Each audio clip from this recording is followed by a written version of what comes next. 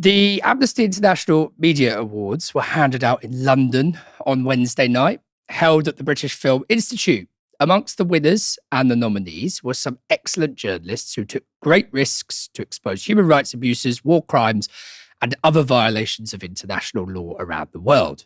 Now, you may remember that we were up for an award with Novara Media's Ash Sarkar and Michael Walker being nominated for the first ever Amnesty People's Choice Award for their work on this show, Novara Live. The winner was decided by a public vote, and sadly, it wasn't us. Instead, though, and very happily, a very good friend of the show, Owen Jones, took the prize. And he used the opportunity to let the legacy media have it over their complicity in Israel's genocide in Gaza. Gaza is a crime scene. Dust it off, and you will find the fingerprints of British editors and British journalists amongst the apocalyptic rubble. British media outlets, including some represented here today, have not been passive bystanders in one of the great crimes of our age, but they have been active participants. From the very beginning, there was an avalanche of genocidal and criminal statements of intent by Israeli leaders, and yet the Western media buried these statements or simply didn't cover them at all, let alone frame their coverage around them, despite them offering the most accurate roadmap to what Israel, in fact, went on to do. Even today, Western media outlets refuse to accurately reflect unambiguously genocidal official Israeli policy. There hasn't even been the slightest pretense that Palestinian life has any worth whatsoever. The lie of beheaded Israeli babies received infinitely more outrage and coverage than the actual mass butchery of Palestinian babies it was used to justify. The Western media has continually amplified Israeli lies despite overwhelming evidence of relentless deceit. Palestinian voices have been systematically marginalised or subjected to perverse show trials on BBC and Sky News. Atrocities have been ignored and whitewashed, Israeli guilt repeatedly erased, the facts of international law suppressed. Opponents of genocide have been systematically deplatformed or monstered or both, and the vast majority of Western journalists couldn't even utter one sentence of solidarity with their Palestinian colleagues in Gaza as they suffered the worst slaughter of journalists in the history of our species.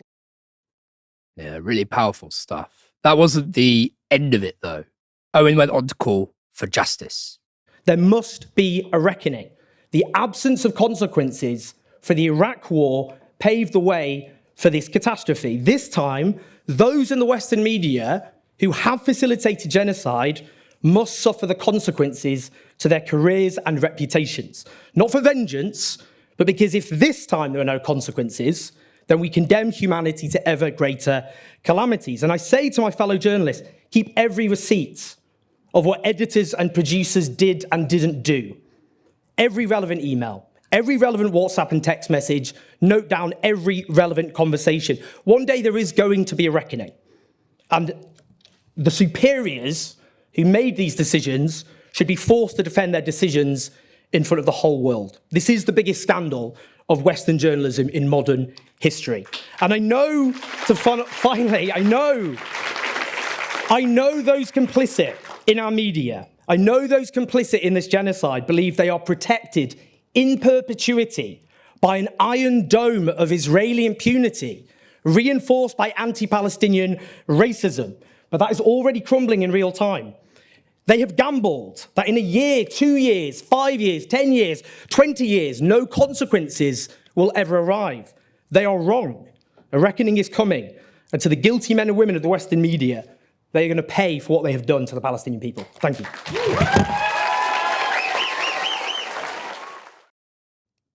Amazing. Amazing stuff. Earlier today, I spoke to Owen, fresh from his win and his barnstorming speech, and I began by asking him how the room reacted to that message. I was worried about that, in that, even though I knew it was the right thing to do, if I won, I knew I would have to say what I said. You know, I mean, all the way through this, it's a case of, you know, you've got to do what you've got to do if you want to be able to look yourself in the mirror. And that was definitely, you know, that test was definitely applied to that speech. But, you know, there were lots of journalists from different media organizations. I mean, I was aware, you know, look, I've interviewed BBC staffers as part of my investigation to the BBC's own dire, catastrophic reporting on Israel's genocide, who were deeply unhappy. So just because people work for a media organization, and the sorts of people who turn up to Amnesty are probably more likely to be on the sympathetic end. That said, there is a murder which prevails in the Western media, which is essentially, a lot of journalists believe that critiquing the media and other journalists is some sort of hate crime. Essentially, they're beyond scrutiny. Even though, as I noted, the media play a very powerful role, including in this case facilitating a genocide. So, I mean, people were cheering, but I don't know who was cheering, because a lot, a significant part of the room are people who work for Amnesty International. So it might have been them. No one came up to me afterwards and condemned me. Unfortunately, I had no denunciations. I think it would have not looked good if they did that. But I do understand there were people in the audience who did not like my speech. Well, you've touched on some of that there already, but I mean, how instrumental do you think the British media complicity has been in enabling the Gaza genocide? I mean, like, when all is said and done, how will its role be written into the history books? Western journalists overall would say we haven't dropped any bombs, but the journalists in Rwanda who ended up getting locked up for facilitating for their role in the genocide, their defense of we didn't swing any machetes didn't preserve them from the jail cell. Now, in the case of this genocide, the role of the Western media is absolutely critical. And it's critical because the scale of this crime is so enormous that the only possible way that it was politically possible for this genocide to continue to be armed and supported and facilitated directly by Western governments, which everyone can just understand without me having to unpick that, is with the role of the Western media. And what they've done all the way through is strip away intent. So basically what happens is Israeli leaders and officials, as the Israeli American Associate Professor of Genocide and Holocaust Studies told me in November 2023, intent is very rarely so explicitly spoken. They buried that intent. So a lot of those statements just happened, as far as the Western media concerned, in a parallel universe. Israeli leaders and officials saying the most genocidal things possible. They're, because they would go, well, we have to get both sides of the story. We've got to go to Israel for a comment. They could quote that, couldn't they? That would be quoting all sides involved. Instead, they just regurgitate the press statements issued to the Western media, in which are just formulated to try and deceive Western audiences because they sound completely different from how they speak to Israeli audiences. That's just one example. They've whitewashed atrocities. They just airbrushed many atrocities out of existence as like they didn't happen. They have treated Palestinian life, as I said, as having essentially no real meaning. Not even the tiniest fraction of worth of an Israeli life, or those deemed us, the Western lives. And what they've done is, Palestinian voices, including Palestinians from Gaza who have just had their relatives, entire families often slaughtered. I think, for example, Ahmed El-Naouk, who was there yesterday, brilliant Palestinian journalist, in one strike, 21 members of his family were killed. He went on TV and it was like he was on trial. And we've had that it's disgusting. We've had that phenomenon all the way through. So basically what they've done is what should just be and should have been understood as one of the great crimes of our age at the beginning, which is what I said. The point I made is what I've made repeatedly, is you didn't need to be a prophet. You didn't need to be a genius. You didn't need to be a radical or a scholar. You just needed, A, to use your eyes and your ears, and B, treat Palestinians as though they're equal human beings. I said in October 2023 that this would be one of the great crimes of our age because it was obvious. It's even having to engage with, a lot of the time just talking about this feels like we're debating, is the earth flat or not? Because that's the level of discussion that we're forced to have. Even this week, aid massacres by Israel, where they set up this front, which is actually just part of their genocidal plan to drive Palestinians to concentration camps, the survivors, until the survivors are expelled altogether. They're shooting ranges where they've been butchering these Palestinians. And the Western media did this. Well, we don't know who said. They say this, those say that. Hamas is saying this. I don't trust those statements. And despite the long history of the Israeli authorities lying through their teeth, those claims are treated as credible. CNN now have just come through and just discredited Israel's lies. You might think, oh, fair play to CNN, but those rebuttals come too late. They don't have prominence and they're detached from the wider reporting. It's Groundhog Day. They'll go back to just treating the next Israeli claims as though they're credible. The point is, all the way through, they've done that, so people don't understand the scale of the crime. They don't understand the guilt, the criminal guilt of Israel. They don't understand the intent. And the fact that 70% of the population in Britain think Israel have committed war crimes, and a large majority support an arms embargo and the arrest of Benjamin Netanyahu for war crimes, despite all that, is actually pretty astonishing, by the way. But that shows the scale of crime is so extreme. But the point is, it would be politically impossible. Kit Malthouse, a Conservative MP, of all people, did a brilliant speech yesterday. And he said, if this was a different situation, Britain would be talking about sending in the army, you know, if the roles were reversed. That's what he said. And that is absolutely true. I mean, what happened in Kosovo, I'm not belittling what the Serb army did in Kosovo, but it wasn't a fraction as extreme as this. And we went to war over that.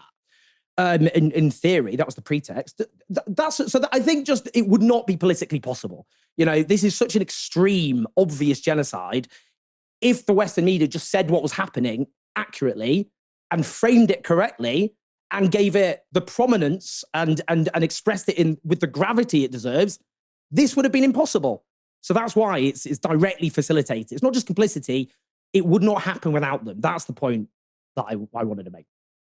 Absolutely. So, I mean, Kit Malthouse is a good bellwether in a way, isn't he? I'm just wondering, I mean, do you sense a genuine sea change in the way the media thinks about reports on Palestine, Gaza, and Israel now, I mean, going forward? So, I mean, too little, too late, of course, but have we crossed a kind of Rubicon where future Israeli propagandists can expect less and less kind of truck and Palestinians more and more of a hearing? Something is definitely shifting. I haven't quite understood what is shifting, to what degree it's shifting, or why, by the way. I think it's interesting and important to interrogate that. But what has shifted is the overall frame of the Western media, the overall narrative was Israel is waging a war self-defense against terrorism with a legitimate debate we can all have about whether their response is proportionate or not, where we can all agree to disagree. And it's all about proportionality, you know, as though, you know, is it an excessive response rather than a genocide, rather than treating it as, well, this is a war of defense, which, you know, maybe it's gone too far. Maybe it's gone too, you know, that narrative is crumbling noticeably, I think, because that narrative seemed to be titanium clad. Like, it didn't matter what Israel did.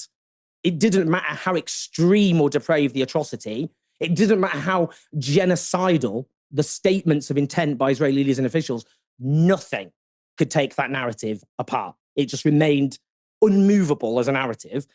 That seems to be shifting to well, actually, is Israel doing something quite bad here? That's a discussion. And it's still not now what it should, at 20 months in, after daily live stream genocide. Again, we should not be having a discussion of, is Israel doing something quite bad here? It should just be an obvious, you know, the world is round. Israel is committing heinous atrocities on a daily basis. But we are now, it's shifted to that. That's the discussion. Is Israel doing something quite bad here? Is now the live discussion the Western media are having. And you can see that in the way that Israeli spokespeople, who've been treated often with deference and their lies treated as credible, Israeli spokespeople treated with more respect and deference than Palestinian civilian, you know, people who aren't representatives of a state, obviously, because statehood is denied, but who have just had their families massacred, treated with more respect than they are. Now they're being interrogated on the basis of, we don't believe what you are saying. And we don't, you know, that was clear with Channel 4 News with David Menzer, really grotesque Israeli spokesperson, who used to be the head of Labour Friends of Israel and ran David Lammy, the now Foreign Secretary's campaign for London Mayor in 2014. You know, he was then challenged as if, you're talking nonsense, actually. I don't believe your claims. But I mean, it's almost, what I worry about sometimes, the bar is on the floor. You're kind of almost like, you know, a crumb of scrutiny, and you get, you know, we shouldn't get too excited or give too much credit for that. given that what should be discussed is how, the discussion, if this was a media working properly, should be how does this terrible crime be stopped? What intervention is the British government going to do to stop this from happening? Rather than, do we believe what Israel's saying, actually? Maybe it's not true. Maybe this is actually bad and that we should discuss that. So I think things are shifting, and I think things are shifting because people think, actually, there's going to be a reckoning. I do believe that. And actually, you mentioned Kit Malthouse. He challenged Hamish Falconer, the dweeb Nepo baby, who's the minister for the Middle East. And he said the other week, what legal advice have you taken for your own personal legal liability, as well as the liability of the Foreign Secretary and the Prime Minister and other ministers, including former ministers? He meant Conservative ministers. And he said, given the coming reckoning, he said reckoning. I think people think that. I think they're starting to think, oh my God, this is actually so extreme and going to end up being even more extreme, that actually people are going to be asked, what did you do at this particular time? That's my sense. But you've got almost a clash of breaking from the consensus. You risk being smeared and attacked, your reputation destroyed or whatever. You're not being treated as legitimate in the media. Your legitimacy as a commentator is stripped away, you fear, if you challenge the narrative on this. But it's also, that's colliding with, I might go down in history as someone who actually played a really bad role and people will condemn me for it. And I think they're colliding. So that was me speaking to Owen earlier today. We're running out of time, so I want to go straight to Helena to get your reaction. Helena, what did you make of Owen's speech? I mean, he's 100% correct in everything, especially what you spoke about in that conversation you had with him earlier today, about the fact that it is necessary to ensure that the Israeli narrative is fundamentally fermented throughout Western society to ensure that the populations are not so totally in hoc with their own government's position, or so in hoc with their government's position, that they do not dare criticize their government's complicity. And the media is an incredibly large part of what I mentioned before about the plausible deniability of what Israel's been doing in the Gaza Strip for the last 19 months, right? And I couldn't think of somebody more deserving of the People's Choice Award, the Amnesty Journalism Awards, other than Owen Jones. I really couldn't think of somebody who's been so tirelessly committed to the Palestinian cause for so long, put so much on the line. I want to take everybody back to the 10th of October, 2023, right? 3 days after Operation Al-Aqsa Flood, when he was on a Sky News discussion panel with Margaret Hodge.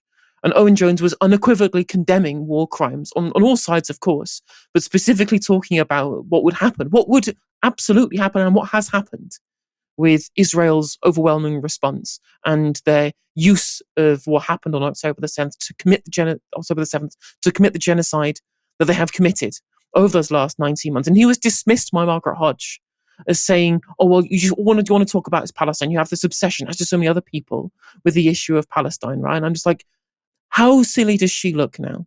How silly does she look now? After everything that's happened, after everything that Owen Jones accurately predicted, it's clear as day that Owen Jones has been an incredibly big figure in broadcasting to people who would listen the crimes that our governments and our media have been complicit in for those last 90 months, and indeed for the last 77 years. He has been critical of everything that's been going on so far as to put his own reputation on the line, smeared personally as an anti-Semite for all of his correct criticism of Israel, putting his journalistic career and his own financial circumstances on the line to ensure that he had legal defense of his investigations into incredibly large organizations over their complicity with Israel's genocide. Daily content on his own channel, where he has spoken to experts, people who are on the ground in Israel who protest their own government. His most popular video on his channel on YouTube, for example, is a